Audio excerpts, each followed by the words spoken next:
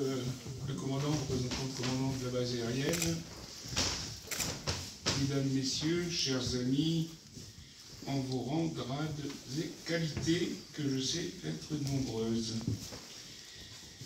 Nous sommes réunis aujourd'hui, comme chaque année, pour commémorer l'armistice du 11 novembre 1918. Un moment où les armes se sont tues. Un moment où un clairon a dit au canon de se taire, laissant la place à un fragile espoir de paix. Un siècle plus tard, alors que nous nous recueillons en mémoire de ceux qui sont tombés, il est essentiel de nous souvenir des horreurs de cette guerre. Des tranchées boueuses, des gaz toxiques, des millions de morts, civils et militaires.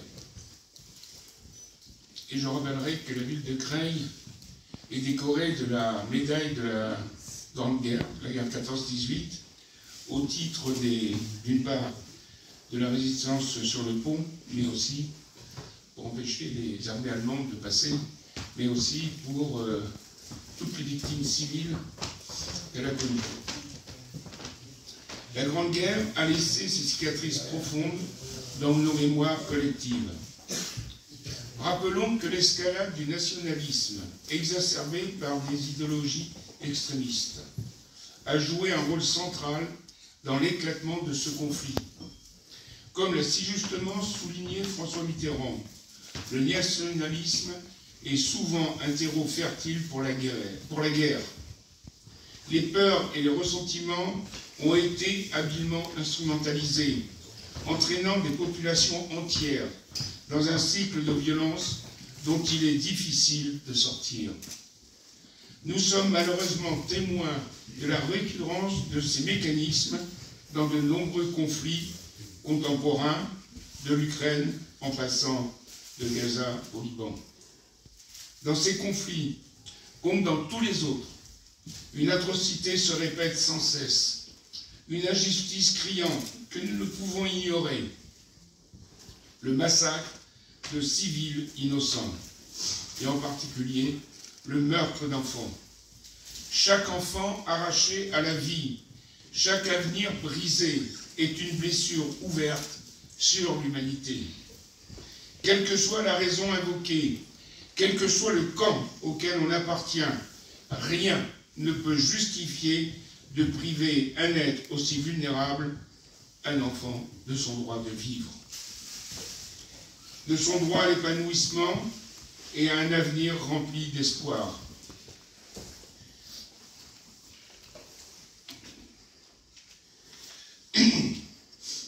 L'emprise de la loi du talion au sein de certains courants extrémistes israéliens et leur influence croissante sur les décisions politiques constituent une menace sérieuse pour la paix au Moyen-Orient. Cette loi qui prône la vengeance œil pour œil, dent pour dent, est utilisée par des groupes radicaux pour justifier des actes de violence et alimenter le climat de haine. En réduisant les enjeux complexes du conflit à une simple question de représailles, ils rendent toute perspective de dialogue et de réconciliation extrêmement difficile. L'extrême droite israélienne, en adoptant une vision archaïque de la justice et du droit international, contribue à radicaliser les positions de la population civile palestinienne et à renforcer les cercles extrémistes de part et d'autre. Pour les générations actuelles et futures, l'avenir semble bouché. Cette spirale de violence ne fait et ne fera qu'éloigner les peuples les uns des autres et compromet toute possibilité de construire une paix durable à court et long terme. En effet, la loi du talion, en niant la valeur intrinsèque de chaque vie humaine et en privilégiant la vengeance, ne peut être la base d'une coexistence pacifique et d'une solution de deux États. Il est aussi urgent de dénoncer cette instrumentalisation de la religion et de l'histoire pour justifier l'inqualifiable.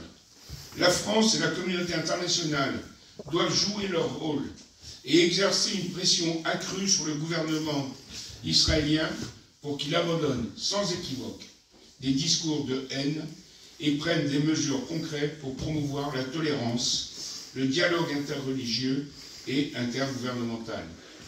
Seul un changement profond de mentalité permettra de sortir de ce cercle vicieux et de construire un avenir fondé sur la justice et la paix pour tous. Tout comme les tensions nationalistes et les alliances complexes qui ont progressivement resserré les taux en Europe avant 1914, nous observons depuis plusieurs années une montée des régimes autoritaires, des régimes à l'image de la Russie, de la Corée du Nord ou de l'Iran, tissent des liens étroits entre eux, créant ainsi des cercles vicieux de méfiance et de compétition qui menacent la paix mondiale. C'est comme si l'histoire se répétait, nous entraînant vers l'abîme si nous ne prenons pas garde à désamorcer ces tensions. En Russie, en Iran, en Israël, en Palestine, de courageux individus lèvent la voix pour réclamer la paix, la démocratie et la liberté, légitime respect des droits humains. Malheureusement, leurs appels sont souvent étouffés par des régimes autoritaires comme ceux de l'Iran et de la Russie, qui les emprisonnent, les torturent et les tuent.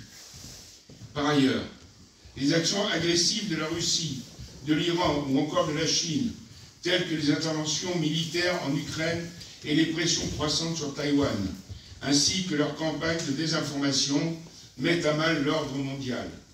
Ces puissances autoritaires, souvent qualifiées de nouveaux impérialistes, cherchent à étendre leur influence et à remodeler le monde selon leurs propres règles.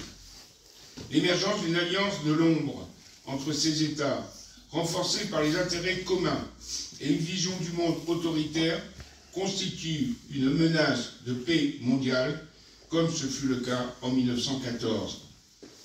Cette situation, de mon point de vue, s'aggrave avec l'élection présidentielle aux États-Unis.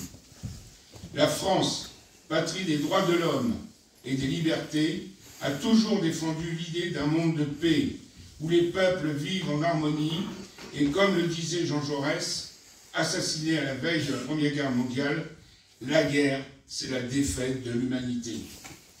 Nous devons rester fidèles à ces valeurs et continuer à lutter contre toutes les formes de nationalisme et d'intolérance. Fort heureusement, l'histoire nous montre qu'il est possible de surmonter les divisions et de construire un avenir de paix.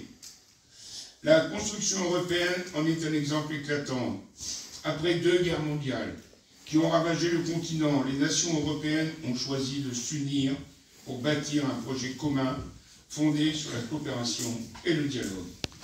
Cette union a permis d'instaurer jusqu'ici une paix durable sur un continent qui a connu tant de conflits. L'Europe est aujourd'hui un modèle de coexistence pacifique entre des nations aux histoires et aux cultures différentes. Ce succès est le fruit d'un long processus de réconciliation, de construction institutionnelle, et il doit nous inspirer pour relever les défis actuels. Aujourd'hui, plus que jamais, nous devons nous engager pour un monde plus juste et plus pacifique. Cela signifie lutter contre toutes les formes de discrimination et d'intolérance, promouvoir le dialogue interculturel et soutenir les organisations internationales qui œuvrent pour la paix. Chacun d'entre nous, Crayoises, Crayois, peut être acteur du changement, peut être acteur de la paix, en sensibilisant nos proches, en participant à des actions solidaires et en faisant entendre votre voix auprès de nos élus. Nous pouvons faire de Creil ensemble un exemple de paix et de solidarité. Comme le disait Victor Hugo, la plus grande gloire de l'homme, c'est de vivre pour une cause plus grande que lui-même. Ensemble, en nous engageant pour une vie plus juste, plus humaine, nous honorons la mémoire de tous ceux qui ont lutté pour la paix. Soyons les instigateurs de cette paix. Ce que je viens d'évoquer nous rappelle que l'armistice n'est pas simplement une date inscrite dans nos livres d'histoire. C'est un moment charnière qui a façonné notre monde, un appel à la paix qui résonne encore aujourd'hui. Cette flamme de paix qui s'est allumée il y a tant d'années doit continuer à brûler en chacun de nous. Car si la guerre a laissé des cicatrices profondes, elle nous a aussi appris la valeur inestimable de la paix. Dans un monde en constante évolution, marqué par des défis complexes et des tensions multiples, il est plus que jamais essentiel de cultiver cette flamme. En nous souvenant des horreurs du passé, nous nous engageons à construire un avenir où la diversité est célébrée, où le dialogue prime sur le conflit et où la coopération internationale est la clé pour résoudre les problèmes communs de l'humanité.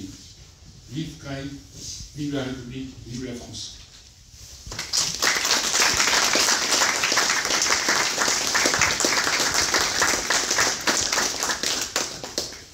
Si je ne vous ai pas inondé par ces paroles, je vous invite à vous